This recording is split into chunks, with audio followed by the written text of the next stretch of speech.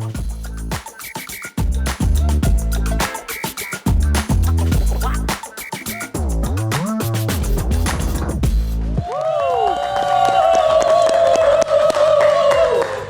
malam Aumania. Selamat datang lagi di Midnight Live. Apa kabar penonton? Karena kemarin hari Senin dan besok hari Rabu, kita langsung mulai aja Midnight Live gimana? Inilah Midnight Live.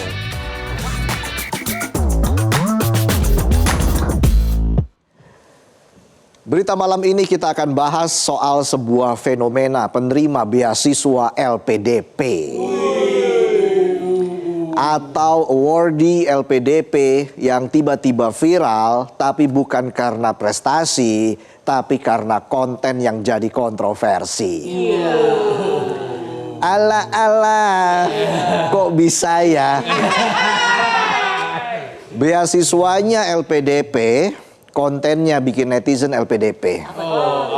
Langsung pada debat panas. UIA, UIU, EO. Bayangin ya, kuliah dibiayai negara. Bukannya jadi role model buat generasi muda, malah bangga pamer anak jadi WNA. Ala-ala, kok bisa ya? Jadi belakangan rame gara-gara ada orang kuliah di luar negeri dapat beasiswa miliaran rupiah dari negara. Di media sosial malah bikin konten. Katanya cukup aku aja yang WNI, anak-anakku jangan. Konten kreatornya bernama Dwi Sasetianing Tias atau biasa dipanggil Tias. Kuliah pakai duit pajak rakyat. Rakyat berharap abis kuliah dia balik ke tanah air buat bantu-bantu. Atau sharing ilmu lah. Malah nyiapin strategi, kabur aja dulu. Jelas kontennya bikin netizen banyak yang emosi. Netizen merasa ini nggak pantas buat awardee LPDP alias orang yang kuliahnya dibiayai negara. Bahkan sampai kehidupan pribadinya diulik, termasuk suaminya Arya yang juga awardee LPDP dan katanya belum menuntaskan kewajiban LPDP. Nggak kuat mental dihujat netizen, mental dia. Tias akhirnya minta maaf dan klarifikasi. Gayanya sosokan WNA. Tabiatnya pejabat Indonesia banget. Minta maaf, klarifikasi. Nah, ini bukti nyata the power of netizen Indonesia. Kalau urusan politik netizen bisa beda-beda. Tapi kalau urusan nasionalisme mereka bersatu. Netizen ditambah wifi kenceng. Jangankan Mossad, CIA aja minder. LPDP langsung angkat bicara. Direktur beasiswa Dwi Larso bilang pihaknya menyesalkan hal ini karena tindakan Tias gak mencerminkan integritas, etika, dan profesionalisme yang ditanamkan LPDP. Tapi dari sisi hukum semuanya beres. Setelah Tias lulus S2 pada 31 Agustus 2017 dan menuntaskan masa pengabdiannya selama 5 tahun, LPDP gak lagi punya ikatan hukum dengannya. Simpelnya secara administratif udah beres, tapi secara etika masih on progress. Ya ibarat putus sama gebetan. Secara status udah lajang, tapi secara emosi masih butuh disayang. Bisa aja sayang. Bisa aja saya. Menteri Keuangan Purbaya Yudi Sadewa akhirnya ikut buka suara dan menyayangkan unggahan viral dari Tias. Menurutnya pandangan Tias itu mencerminkan keraguan terhadap masa depan Indonesia. Tapi Purbaya optimistis kondisi Indonesia akan jauh lebih baik dalam jangka panjang. Bener Pak, konten Tias itu emang menunjukkan keraguan. Tapi saya juga ragu sama optimisme Bapak soal Indonesia lebih baik. Ini bukannya saya pesimis, tapi kan kita juga harus realistis, Pak. Masa depan cerah memang menjanjikan, tapi saldo rakyat di tanggal tua bikin kepikiran, Pak. Purbaya juga bilang bakal melakukan blacklist terhadap yang bersangkutan agar tidak mendapatkan pekerjaan di lingkup pemerintahan. Langsung di blacklist. Menurut saya sih harusnya jangan di blacklist dulu, Pak. Terlalu singkat itu, Pak. Coba sanksinya diubah, Pak. Misalnya wajib jadi pegawai honorer seumur hidup. Iya tuh. Biar tiap absen inget balas budi. Kan ini namanya win-win solution. Menang-menang solusi. Negara dapat pegawai loyal, dia juga dapat pelajaran moral. Purbaya juga sudah bicara dengan Dirut LPDP buat kasih info ke suami Tias untuk balikin uang beasiswa plus bunga. Dan sepertinya suami Tias sudah setuju untuk mengembalikan uang itu. Total uang yang harus dikembalikan diestimasikan tembus sekitar 5 miliar rupiah. Meski jumlahnya besar, Arya, suami Tias tetap menyanggupi. Orang kaya nih. Saya kan jadi senaparan ya. Jadi penasaran saya. Dan ternyata Arya memang berasal dari keluarga mapan. Kalau penonton kerjanya yang mapan. Mapan makin panjang. Lembur terus. Jadi ayah Arya itu mantan pejabat di Kementerian Pertanian. Namanya Syukur Iwantoro. Anak pejabat. Pantes disuruh balikin duit miliaran, tenang aja. Kalau penonton ditagih utang hilang. Itu duit 5M kalau ditransfer ke penonton. Pas dapat notifikasi tuh, nggak cuma HP-nya yang geter. Iman lo juga geter. Kita lanjut.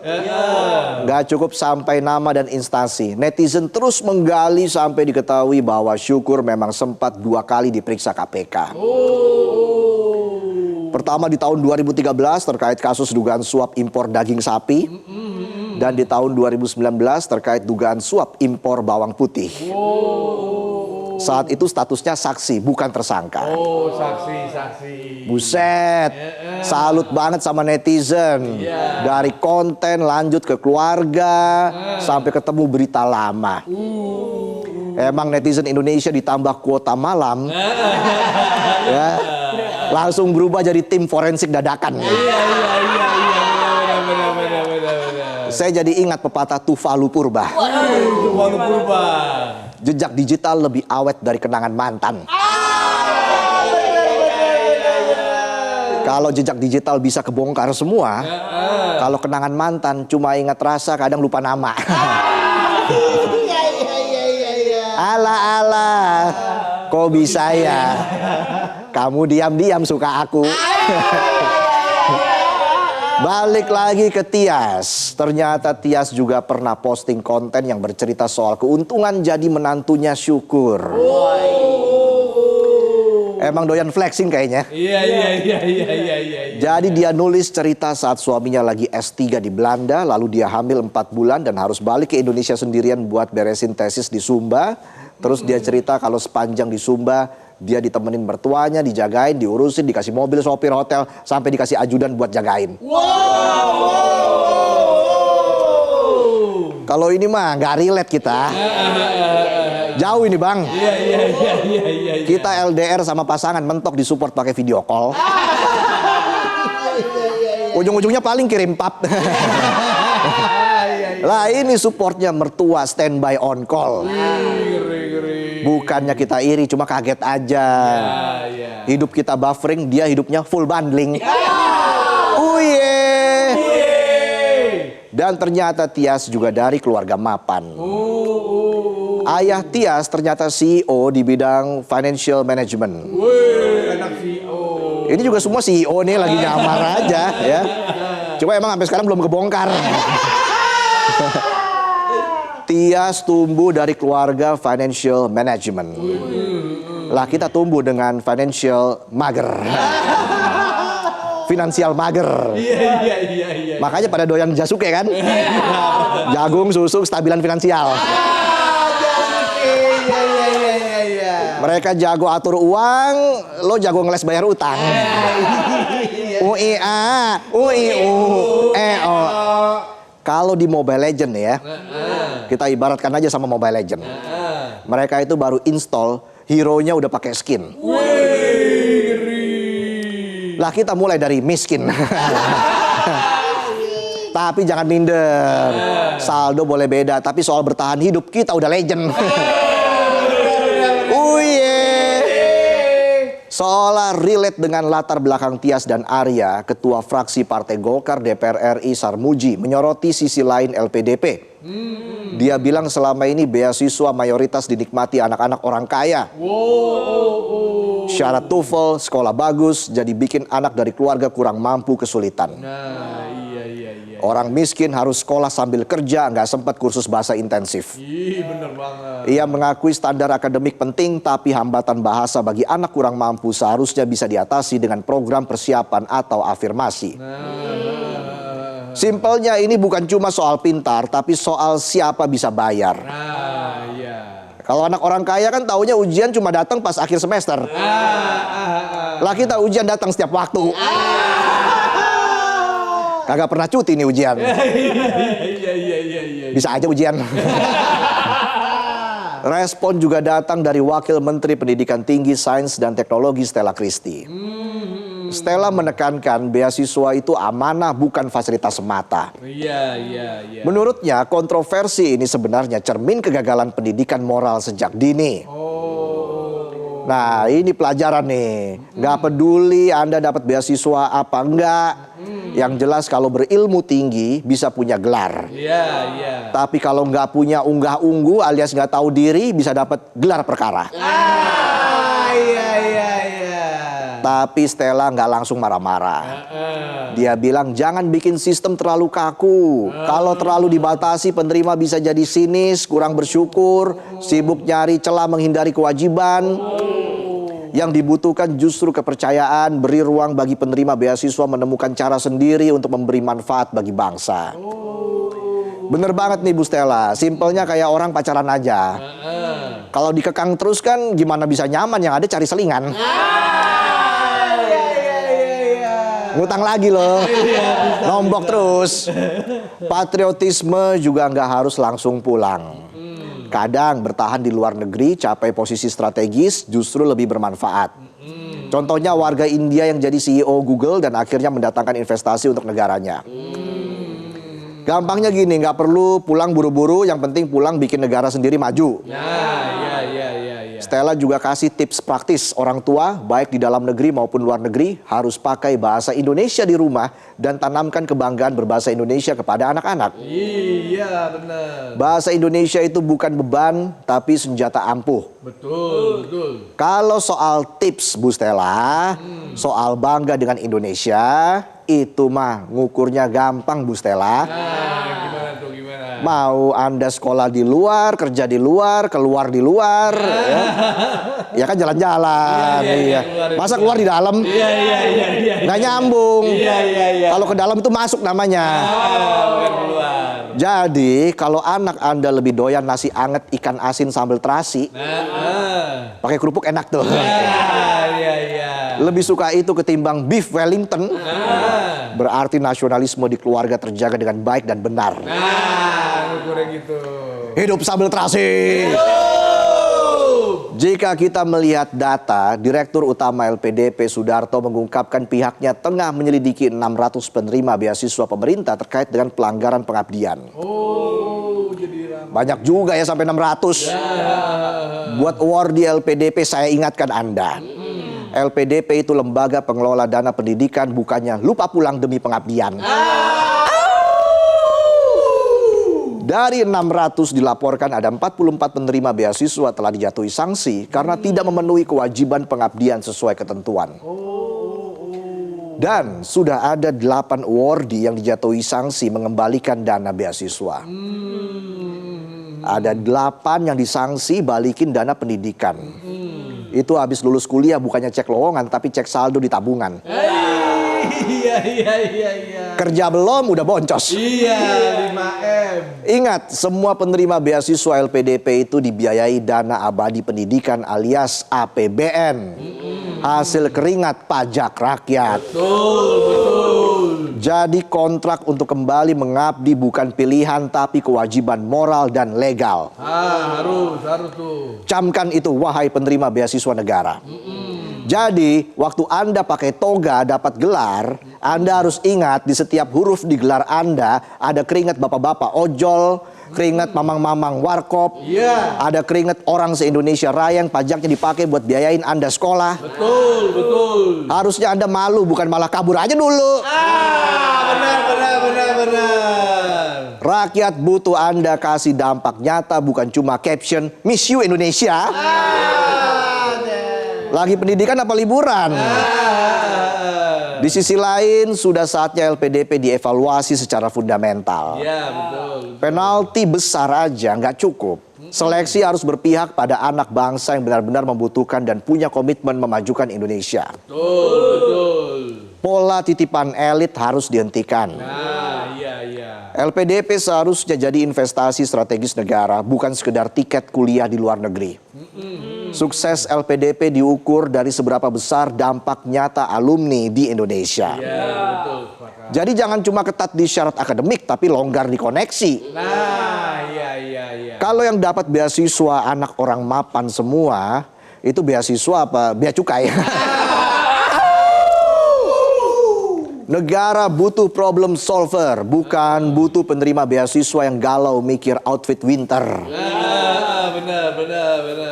Awardee dibiayai miliaran rupiah supaya pulang jadi agen perubahan bangsa. Iya, betul tuh. Bukan malah bikin konten merendahkan negara. Parah. Penegakan kewajiban kembali ke Indonesia harus tegas tanpa kompromi. Betul. Negara berhak menagih return of investment dalam bentuk pengabdian nyata. Iya. Dan tentu saja pemerintah nggak bisa menutup mata. Wadah ekosistem riset, inovasi, dan lapangan kerja harus tersedia. Benar. Kalau enggak percuma dapat beasiswa, percuma kuliah ke Eropa, pas balik ke Indonesia malah bingung, luntang-lantung nggak ketampung. Banyak tuh benar. Kan kasihan. Iya. Nggak cuma pelajarnya, ortunya juga puyang. Iya. Pas arisan ditanya tetangga, anaknya udah lulus dari luar negeri ya? Sekarang kerja di mana? Ortunya gelagapan tuh jawabnya, ya, anak saya jadi pengacara tuh, pengangguran, banyak wawancara tapi nggak dapat kerja.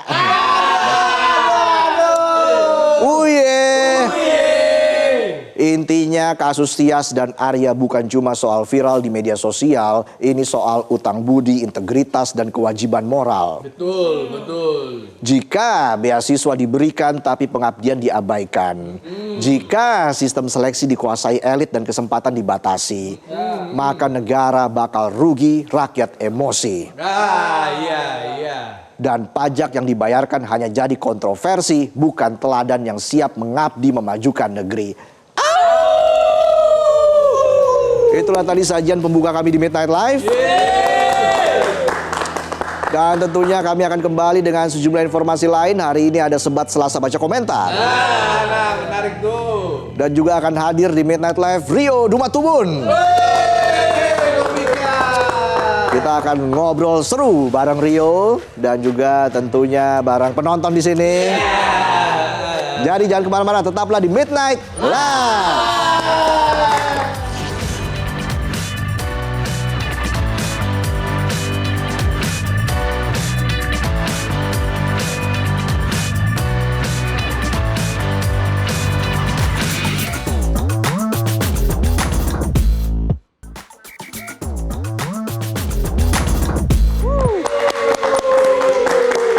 Kembali lagi di Midnight Live. Aumania, mana suaranya?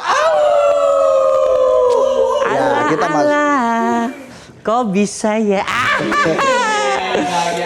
Lagi happy banget, Tong. Ini anak gua akhirnya jadi warga Kanada. Kanada. Kampung Nangka Dalam. Kan gua baru pindah rumah, pindah Kampung Nangka kontrakan. Dalam. Masih Bekasi juga sih. Iya. Sama kayak anak saya kan warga Serbia. Eropa, Serbia Eropa. Serpong, Bintaro dan sekitarnya. Dia banget. Iya. Jangan main sombong-sombongan gini dong. Gue bukan sombong nih ya. Gue dari TK sampai kuliah, gue lulusan LPDP. Apa tuh? Lulusan LPDP. Lulus pakai duit papa. Emang kan bokap gue yang biayain. Makanya gue cinta Indonesia. Itu keren. Tapi di Serbia banyak lapangan juga sih. Lapangan apa? Lapangan padel. Lapangan pekerjaan nggak ada bang? Kalau ada pekerjaan di sini kan banyak. Iya. Ada 20 juta. Iya. Mudah-mudahan. Ya udah langsung aja kita baca komentar Aumania terkait dengan tema kita hari ini. Apa nih tema kita hari ini? Nah, coba kita ini dia tampilkan di temanya sini. nih. 1, 2, 3. Menurut Aumania, jika dapat beasiswa dari negara, pengabdian seperti apa yang harusnya dilakukan? Menarik nih. Kita bumper dulu. Iya, ini dia Sobat. Oke. Selasa baca komentar. Komentar pertama dari @kintnz. Jika seseorang mendapat beasiswa dari negara, menurut saya pengabdian yang seharusnya dilakukan bukan sekedar balas budi, tapi bentuk tanggung jawab moral dan sosial.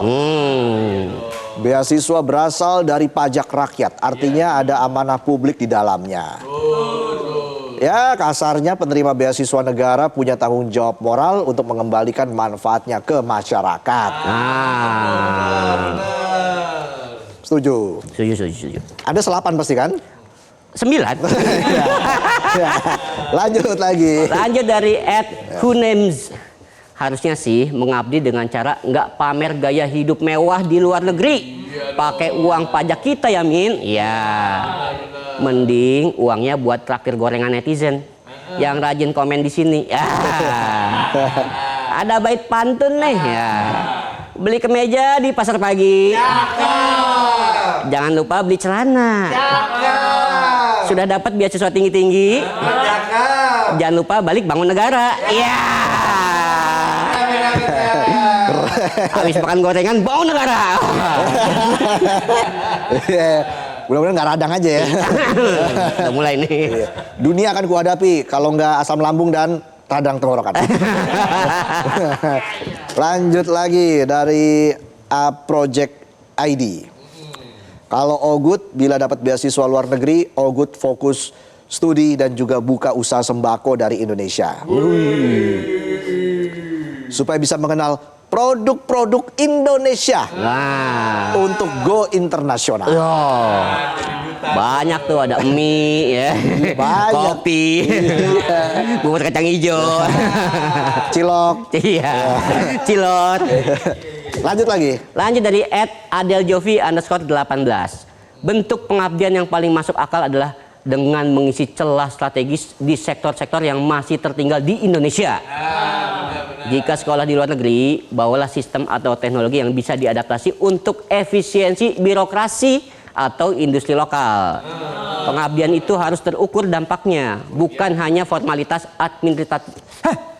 Administratif.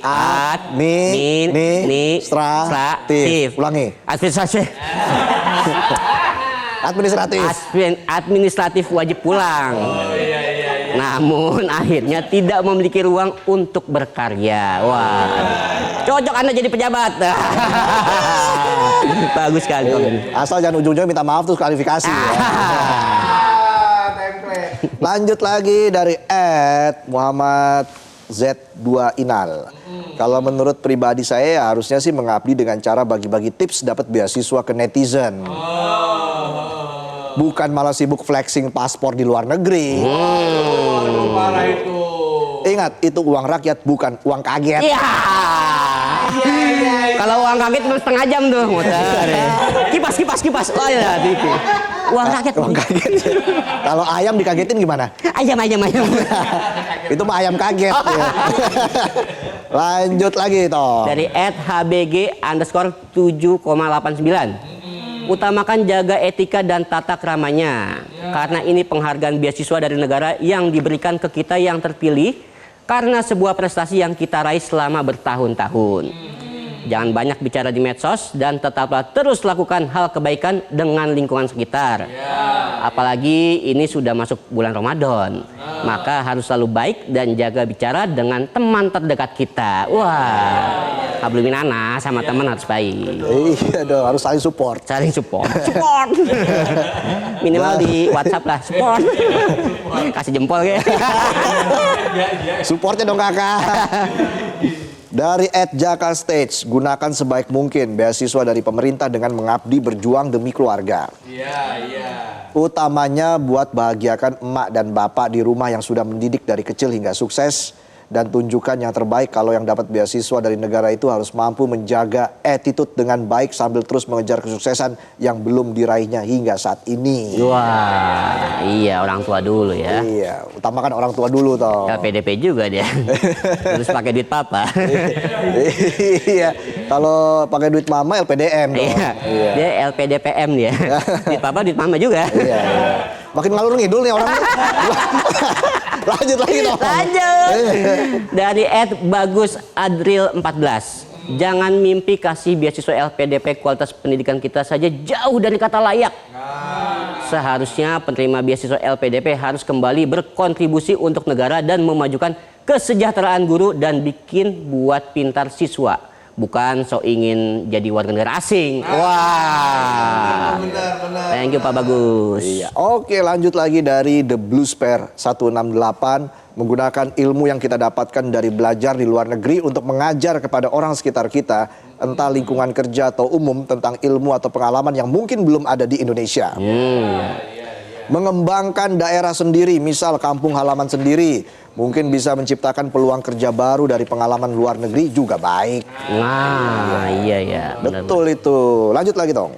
Terakhir dari @Eria Ananda. Saya dulu kuliah dapat beasiswa bidik misimin. Wah, tapi syaratnya IPK-nya minimal 3,00 dan harus ikut organisasi mahasiswa. Kalau pengabdian untuk negara bisa dilakukan dengan mengikuti lomba penelitian gitu, Min. Karena penelitian apalagi untuk hal yang berguna bagi masyarakat itu juga merupakan salah satu pengabdian. Oke, keren. Itulah tadi komentar dari Aumania. Bagus-bagus ya. Mantap, mantap. Komentarnya. Apalagi panjang-panjang. Aumania harus menyisakan sedikit waktu untuk ngetik gitu kan. Iya, mungkin sambil ngabuburit tadi ya. Iya. Pas ngetik-ngetik tentu udah ajan aja kan. Udah buka. Sambil ngabuburit, sambil komen ini buat Midnight Live. Yoi, sebat. Oke, itulah tadi sebat untuk hari ini. Kita kasih tepuk tangan sekali lagi untuk Aumania. Luar biasa, semoga Aumania dimanapun Anda berada sukses semuanya. Amin. Dalam pendidikan, pekerjaan, Iya. dalam mencari rezeki. Benar. Kita doakan yang terbaik. Dan kita masih lanjut ya Tong ya. Iya. Usai jeda ada Rio Dumatubun di Midnight Live. Yang akan menggelar special show-nya. Waduh. Wah, katanya special show-nya sampai luar negeri. Wah. Dia bukan kabur aja dulu dia. Emang mau ini Iya. special show. Ingin menghibur warga di sana, Wah. warga negara Indonesia di sana. Dan kita jeda dulu, kami akan kembali saat lagi, tetaplah di Midnight Lah.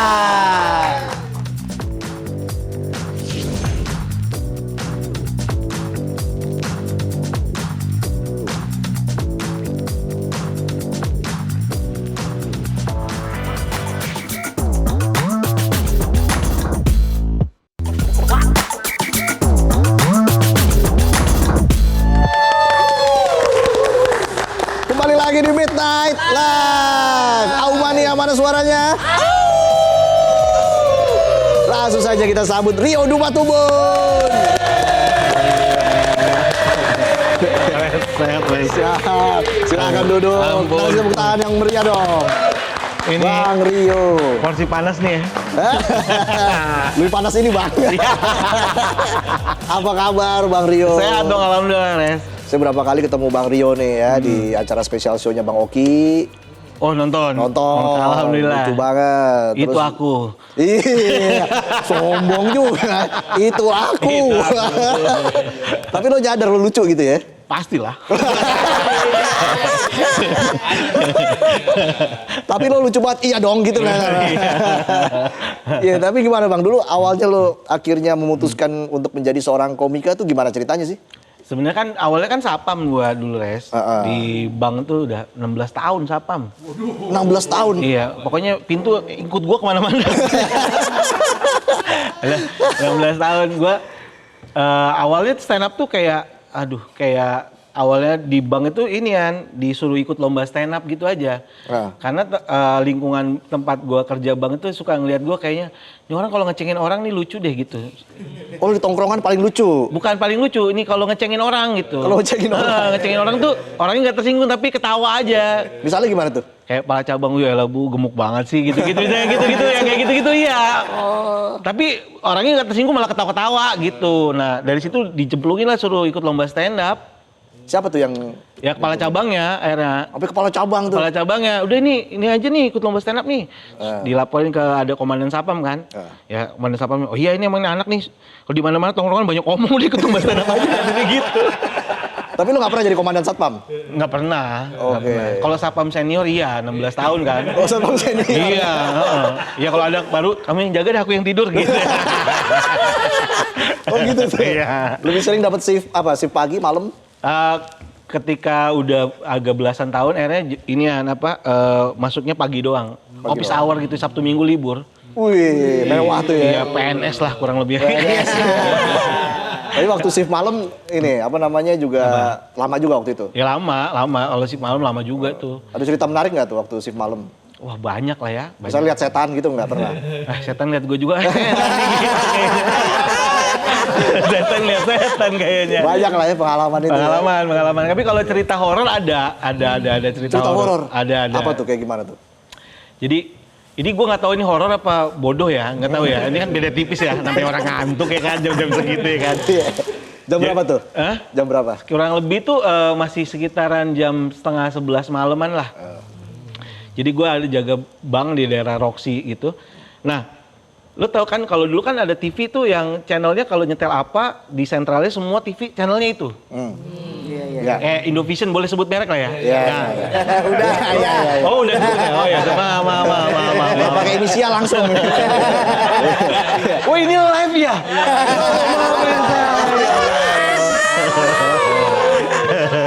Pura-pura tahu nggak? Jadi tuh gue setel kan ada ruang operatornya gitu kan. Jadi gue setel. Waktu itu TV-nya TV A gitu lah. Gue turun ke bawah nyetel. Lah jadi TV B. Waduh, kayak tidur gue langsung. Terus pokoknya segitu takutnya kok TV ngerubah diri channelnya jadi ke channel dangdut. Maksud gue setan mana suka dangdut gitu. Oke. Terus baru dapat informasi paginya, itu kan baru-baru kerja di situ. Informasi paginya adalah ternyata di bawah tangganya itu, jadi ada motor lama gitu bekas pegawai yang katanya dulu waktu dia pacaran, ceweknya digoncengin naik motor itu jatuh, dianya nggak sadar. Oke. Ini pendengarnya lucu tapi horor. Iya.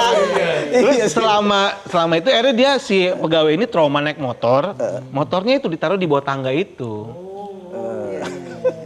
Ini fun fact-nya ya. Jadi semua laki-laki yang pernah kerja di situ, terus ada di lantai 3-nya itu ada sofa busuk lah gitu yang bekas bank gitu. Setiap tidur siang hari pasti mimpi ketemu perempuan. Oh iya? Termasuk lo juga? Aku juga. itu salah satu pengalaman horornya. Oke. Jadi itu ada momen yang kalau pas kita kan mimpi itu kan ada orang yang nge-keep mimpinya, ada orang yang pengen ceritain mimpinya kan. Nah gue ini orang yang pengen ceritain mimpinya. Jadi tadi gue tidur di atas deh, tapi gue mimpi kedatangan cewek. Pokoknya detailingnya gini lah, ceweknya begini. Terus salah satu temen gue ada mana mungkin Pak Hidayat Jati nonton ya kali ya, dia bilang gitu. Gue kira gue doang kan tadi gitu.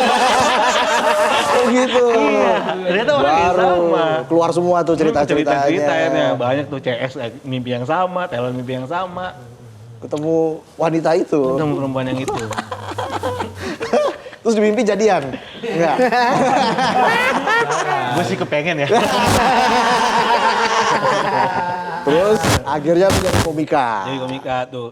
Enggak, awalnya tuh belum jadi komik, masih lama tuh prosesnya 2015 gue masuk stand up tuh. Oke. karena lomba itu dibawa sama anak-anak banknya itu untuk open mic pertama kali di stand up Jakbar. Oke. Nah disitulah ketika gue stand up di Jakbar itu pertama kali gue masuk jadi tuh kayak di atas panggung kayak ngomong aja gitu, kayak kita nggak tahu stand up kayak gimana kan pada saat itu 2015. Gue tuh cuma nonton doang gitu. Terus selesai ngejokes gitu tanpa sadar gue ngomongin gimana sih cara gabung ke kalian gitu-gitu. Oke. Terus mereka bilang tiap Jumat open mic aja di Jakbar, nanti juga lama-lama masuk ke grupnya sampai hari ini. Alhamdulillah stand up. Oke. Lu belajar dari nol dong ya? Bener-bener dari nol. Wow, luar biasa. Iya. Dan luar biasa perjalanan dari seorang Bang Rio Dumatubun ya. Hingga akhirnya bisa bikin special show ketiga tahun ini. Iya. Ini dia nih. Antusias. Menguak rahasia keluarga. Itu dia. Di Tokyo. Luar biasa loh. Oke, jelas ini bicara soal keluarga. Jelas. Karena fotonya foto keluarga. Betul. Di Tokyo-nya ini nih. Di Tokyo-nya. Kenapa harus Tokyo? Jepang. Ya, gua ngerasa kayaknya sapam satu-satunya sapam di Indonesia yang bikin pertunjukan di Tokyo. Selamat ya. Selamat ya. Keren loh. Secara nggak langsung kan orang taunya gue nih masih sapam aja sampai hari ini. Iya. Iya kan. Karena di kompetisi dulu juga lo satpam. Nggak sapam. Jadi Tokyo itu sebenarnya adalah gue tuh selalu punya buku bucket list stand up gue. Jadi salah satunya yang belum kecontreng itu stand up di luar negeri. Jadi stand up di luar negeri kan kalau dulu biasanya diajakin, diundang atau bikin sendiri. Dulu kan kalau diajakin kita berharap Mas Panji tuh. Mas Panji kan gitu kan. Oke. Setelah dia bikin pertunjukan di Indonesia, nanti dia akan ada world tour-nya tuh. Oke. Nah, kita diajakin. Nah, sekarang Panji udah nggak world tour, orang tinggal di sono ya kan. Udah tinggal di New York ya kan. Iya, udah. Diundang kayaknya kelamaan deh sama KBRI ya kan. Ya, kayaknya opsinya terakhir adalah bikin sendiri. Oke.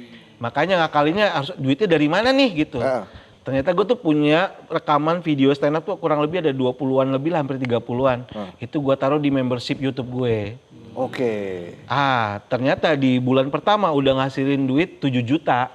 Wis. Secara nggak langsung udah berangkatin 1 orang kan. Kayaknya akhirnya gue konsultasi sama istri gue. Gue ajak istri gue ngopi, bilang, ini kayaknya duitnya dari membership balikin ke stand up lagi aja kali ya. Tapi pengen stand up di luar negeri, gue bilang gitu. Terus istri gue bilang, ya udah ayo beli tiketnya. Ntar dulu. Masih itu 1 orang yang berangkat. Ya kan ya? Iya, kan maunya berangkat berdua ya. Iya, gue sendiri pengennya lah. Gitu ya. Oke. Laki-laki sendiri di Jepang kan. Iya, lanjut lagi. Akhirnya jadi nih sekarang berdua nih. Akhirnya berdua alhamdulillah dari membership. Terima kasih yang sudah join membership saya di YouTube pokoknya. Wih, Supportnya gila-gilaan. gak main-main loh, berangkat langsung. Ya cuma informasi aja nih, itu nyatanya orang join membership baru kebeli tiket. Penginapan belum, join lagi. Banyak lah penginapan di Amin, sana, amin, ya amin, kan? amin, Ya, amin. trotoar juga ada. Ya Allah, sapam sampai jaga lagi. Kami akan kembali saat lagi, tetaplah di Midnight Live.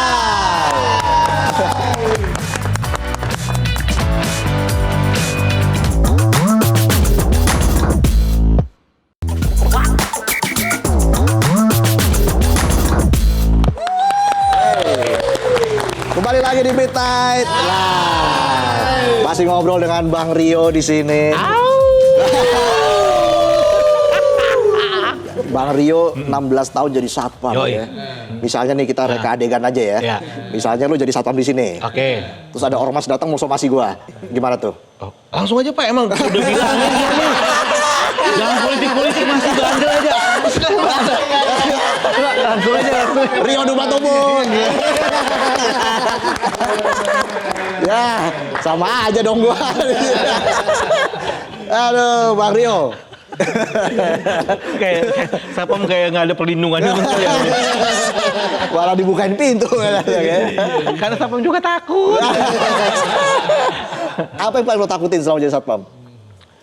Nggak ada sih, rampok paling ya. Rampok. Rampok paling takut gua sih. Oke. Tapi alhamdulillah belum pernah sih. Iya, jangan sampai juga lah. Iya. Wah. Dan itu semua udah lo ceritain di special show yang pertama, Insecurity. Insecurity tuh ya full itu udah. Oke. Materi stand up gue bahkan teman-teman terdekat sapam gue 5 orang gue naikin di atas panggung. Oh, iya. Biar mereka ngerasain ini loh panggung stand up gitu. Ayo. Ini naik panggung ya 5 orang ada teman-teman gue stand up. Semua naik panggung. Jadi ntar yang naik panggung yang kali ini keluarga nih, satu keluarga naik panggung. Enggak lah, enggak. Ini mah hanya ngebahas keluarga gitu. Tapi kalau ada keluarganya kan jadi nggak enak ya. Mendingan nggak ada keluarganya. Iya. Ada kombutnya nggak tapi di sini sekarang? Ada. Ya, gue kebetulan semua materi gue kombut sama istri gue Sari. Wih, keren. Udah hadir juga di sini, Iya. Mbak Sari. Iya. Mbak Sari mau kesini nggak, Mbak Sari? Nanti saya agak tegang nih. Tapi kenapa kombut sama Sari? Karena kan bagian besarnya juga nyeritain dia kan. Iya. Menyeritakan keanehan istri segala macem gitu. Jadi sebetulnya tuh untuk ngukur ketersinggungan istri sama jokes gue sih. Kalau dia mukanya, kayaknya jangan deh gitu. Oh iya boleh gitu, kayak lebih itu. Gitu. Ya. Tapi istri selalu support, keluarga selalu support ya. Alhamdulillah Bang ya. Rio. Ya, karena mereka sadar makannya dari situ. Apa harapan lo buat special show lo yang ketiga ini, Antusias? Antusias itu sesuai namanya ya, karena antusias itu sebetulnya doa gue sebagai seorang stand up komedian. Jadi doa gue adalah di antusias adalah gue tuh mempersiapkan ini tuh sangat antusias banget dan banyak cerita banget yang pengen gue cerita dari sepanggung secara antusias gitu. Dan gue berharap orang yang datang itu yang pengen nonton juga antusias untuk dengerin apa yang mau gue sampein itu loh. Jadi itu lebih ke situ sih. Oke. Kalau menguak rahasia keluarganya, kalau kalian penasaran beli tiketnya. Nah, itu dia. Belinya di mana? Belinya ada di Tip-Tip. Dan itu sekarang sudah masuk periode pre-sale 150.000. Kalau kalian lihat tanggalnya itu di 26 April Jakarta, 26 April dan 18 April di Tokyo. Ya.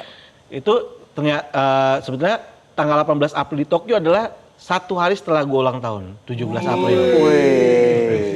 Spesial. Makanya 26 April itu di Jakarta adalah tanggal di mana itu tanggal yang banyak kenangan banget sama gue lah, 26 April. Karena gue juara suci 4 tahun lalu adalah tanggal 26 April. Wow. Kenapa tanggal 26 April? Karena tanggal 27 Aprilnya istri gue ulang tahun. Ini contoh. Dulu kalau pria. 4 tahun lalu gue adalah satpam satu-satunya di Indonesia yang istri ulang tahun dikadoin mobil karena juara suci kan. Dapat mobil, kadonya buat istri mobil. Kado tahun ini aku ngomongin kamu di panggung. Hadiahnya buat istri special show. Wow. Bener-bener family man ya. Family man, itu yang terlihat. Ya, antusias. Aslinya juga dong. Amin. Ya. Apa harapan lo untuk dunia stand up comedy di Indonesia? Ya. Berat nih serius ya? Ringan ini. Ya, harapan gue sih kayaknya semoga jokes itu kayaknya jangan gampang tersinggung sama jokes lah ya. Itu sih harapan gue. Iya.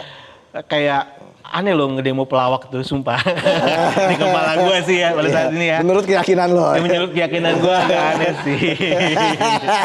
Udahlah, jokes tetap jokes gitu maksud gue, ya kan. Oke. Dan kalau kalian mau tahu banget stand up kayak gimana, tonton pertunjukan stand up langsung. Off air-nya itu beneran stand up, kalian rasain ambience-nya kayak gimana. Lu juga ngerasain sih kan ketika datang off air rasanya gimana. Jadi emang jokes tuh touch banget ke kitanya tuh kayak wah iya ya, nggak apa-apa loh dia ngomong itu di atas panggung. Gitu loh maksudnya. Lebih kalau harapan gue di dunia stand up tuh untuk orang-orang tuh beli tiketnya kalau ada pertunjukan. Kalau lu suka stand up, support orang yang pengkarya sebagai stand up-nya. Jangan gampang tersinggung juga sama jokes stand up. Oke. Dan kita sudah sampai di penghujung acara. Silakan Bang Rio, ke depan mungkin terakhir Bang Rio, apa yang menjadi mimpi besar lo atau cita-cita yang ingin lo gapai lagi? Kalau ngomongin mimpi itu di dalam bidang apa nih? Banyak banget mimpi gue. Apapun itu, apa mau jadi satpam lagi? Apa? Begini terus dong. Apa kan ada cerita mau jadi penyanyi bisa aja. Ya. Istri gue penyanyi, istri gue. Oh, Kalau harapan gue sih kalau untuk keluarga ya, semoga gue tetap bisa tetap jadi bapak yang oke gitu. Amin. Iya kan? Jadi suami yang keren. Itu aku. Itu aku. Thank you Bang Rio udah hadir di Midnight Iya, Live ya. iya. Sukses selalu Bang Sama-sama. Rio. Kita doakan yang terbaik untuk Bang Rio dan Amin, juga amin, keluarga. amin, amin. Dan juga special show antusiasnya berjalan dengan lancar dan Amin, sukses. amin. Yes. Dan usai sudah Midnight Live untuk hari ini. Terima kasih penonton sudah hadir di studio. Terima kasih Aumania. Kita jumpa lagi besok di Midnight Live.